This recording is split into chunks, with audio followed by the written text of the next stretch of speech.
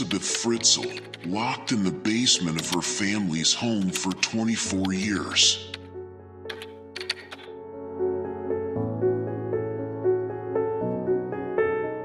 In the quiet town of Amstetten, Austria, the Fritzl family seemed like any other.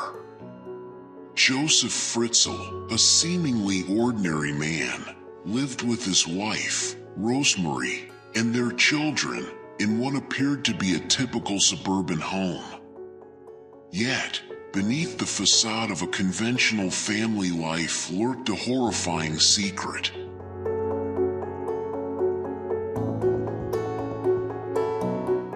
On the fateful night of August 28, 1984, the family's eldest daughter, Elisabeth Fritzl, 18, disappeared without a trace.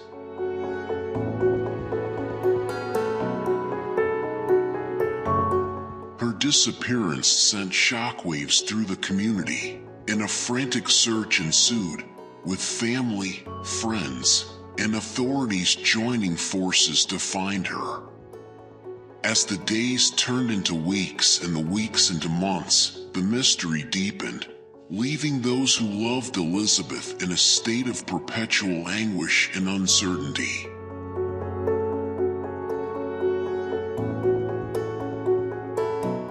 Unbeknownst to anyone, including her own family, Elisabeth was being held captive in a hidden inside the basement beneath the very house she had once called home. The basement, converted into a prison, was a nightmarish creation, meticulously constructed by Josef himself. Accessible only through a concealed door in the family's basement, the chamber was a chilling manifestation of his malevolent intentions.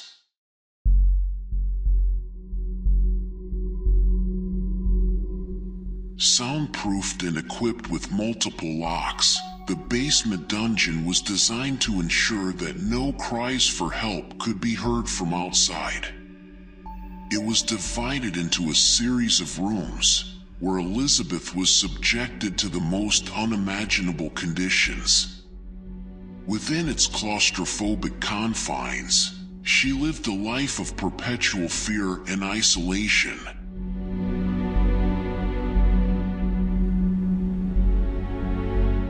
The true horror of Elisabeth's captivity, however, lay not only in her physical confinement but in the psychological manipulation and torment she endured at the hands of her own father. Josef maintained absolute control over every aspect of her existence, dictating her every move and denying her any contact with the outside world.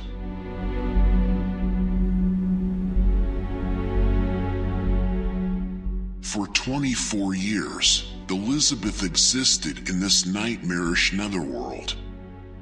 She gave birth to 7 children within the dungeon, with Josef as the father of these innocent lives. One of these children died. 3 were adopted by Josef and lived upstairs, while the 3 grew up in darkness and confinement, had no concept of the world beyond the dungeon's walls. A world they had never seen or experienced.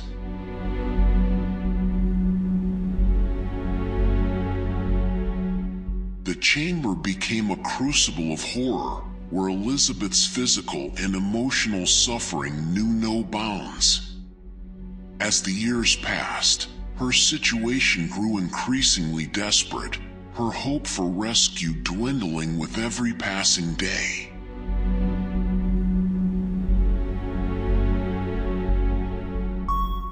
Yet, in the depths of her despair, she clung to the belief that one day, somehow, she and her children might find a way to escape the dungeon's confines and emerge from the shadows that had consumed their lives.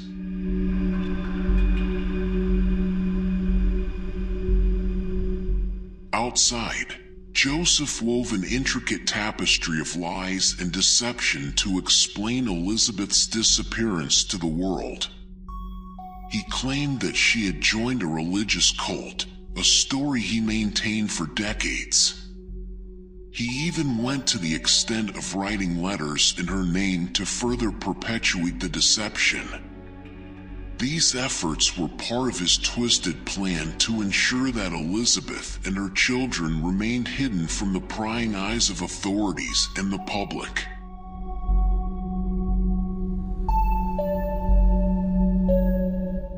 Within the dungeon, Elisabeth struggled to provide for her children as best as she could under the circumstances. She became their mother, teacher, and protector.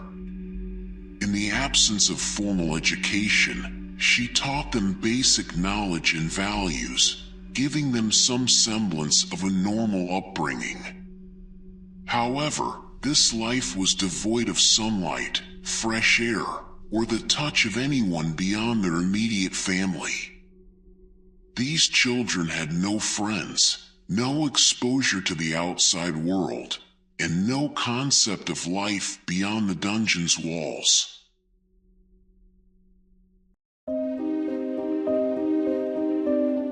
Routine became a lifeline within the captive family. A daily schedule of activities, meal times, and chores provided structure and stability within the chaotic and confined space. This semblance of normalcy helped maintain their sanity amidst the ever-present threat of their captor.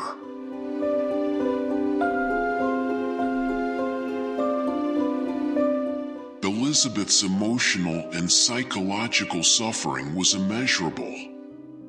She endured both physical and sexual abuse at the hands of her captor, her own father.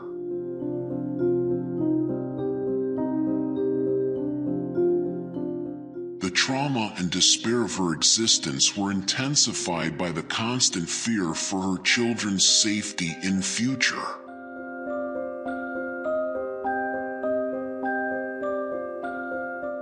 Until on the April 19th, 2008, Josef agreed to seek medical assistance when Kirsten, the eldest daughter of Elisabeth, fell unconscious. Elisabeth assisted him in carrying the ailing Kirsten out of the hidden chamber, giving her a glimpse of the outside world for the first time in 24 long years.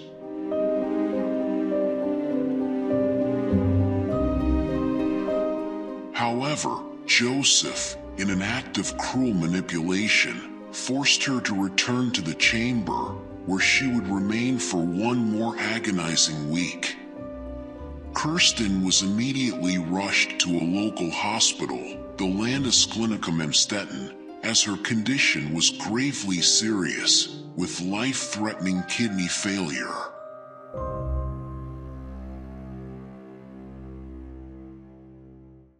Josef, arriving at the hospital later, claimed to have found a note purportedly written by Kirsten's mother. He engaged in discussions about Kirsten's condition.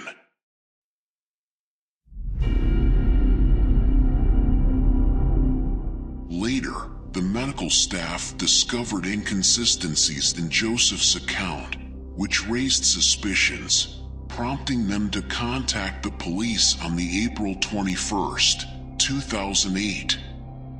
The police, in response to these concerns, initiated a public appeal through the media, urging the missing mother to step forward and share crucial information about Kirsten's medical history.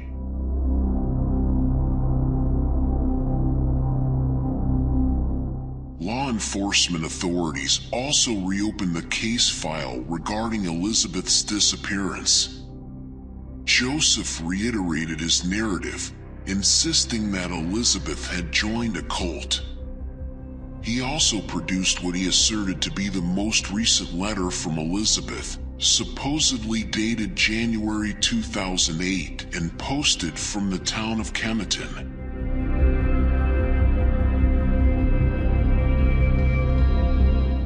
The police reached out to Manfred Wolfart, a church official with expertise in cults. Wolfhard expressed skepticism about the existence of the group Josef Fritzl described and pointed out that Elisabeth's letters appeared to be dictated and strangely composed.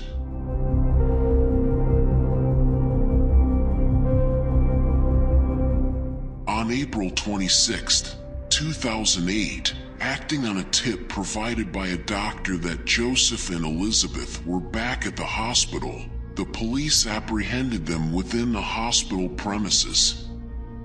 They were then transported to a police station for further questioning.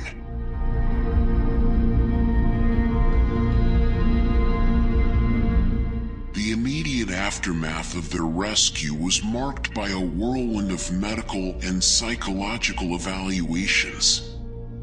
Elisabeth and her children, who had spent the majority of their lives in captivity, were thrust into a world that was at once fascinating and overwhelming. The simple pleasures of daylight, fresh air, and the warmth of human contact were both a revelation and a shock.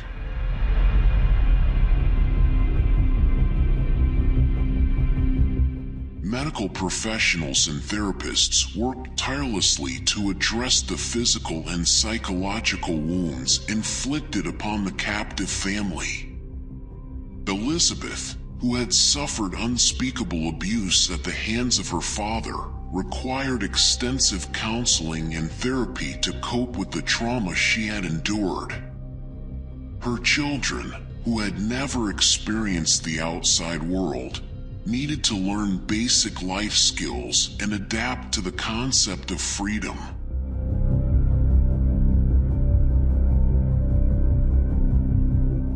The transition to normalcy was marked by small, cautious steps. Elisabeth and her children learned about the world they had been denied for so long. They were introduced to the simple pleasures of life that most people took for granted: the taste of different foods, the feeling of sunlight on their skin, and the joy of making new friends.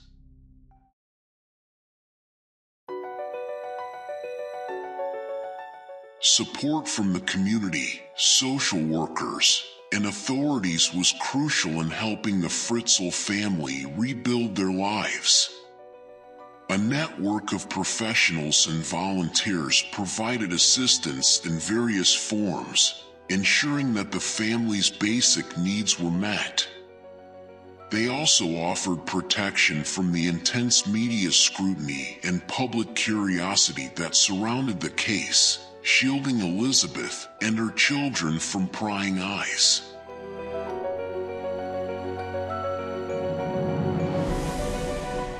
The legal proceedings against Josef were watched closely by the world, not only as a quest for justice but also as a means to address the societal issues raised by the case.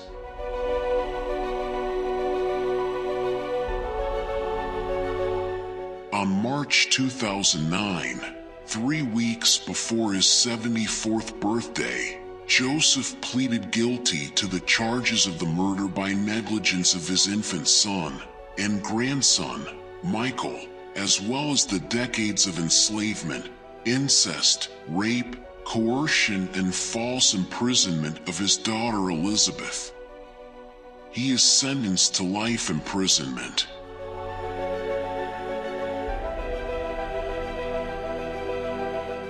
The Fritzl case prompted discussions about the need for greater awareness and intervention when it came to child abuse and family violence.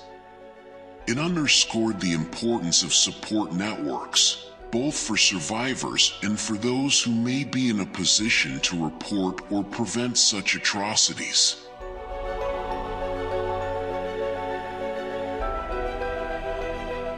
After the trial, Elisabeth was granted a new identity, with stringent legal measures in place to safeguard her anonymity.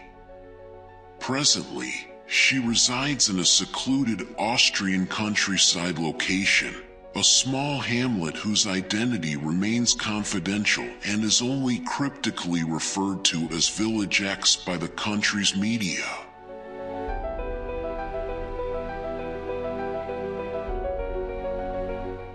As of February 2023, her 6 surviving children, who range in age from 20 to 34, have found solace in a life where their bedroom doors are intentionally left ajar. They have undergone regular therapy sessions aimed at alleviating the traumas they endured during their time in captivity.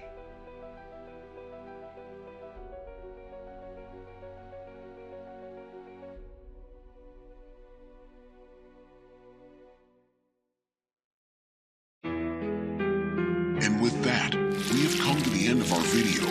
Please don't forget to hit like, subscribe, and click that notification bell. This has been saying, see you next time.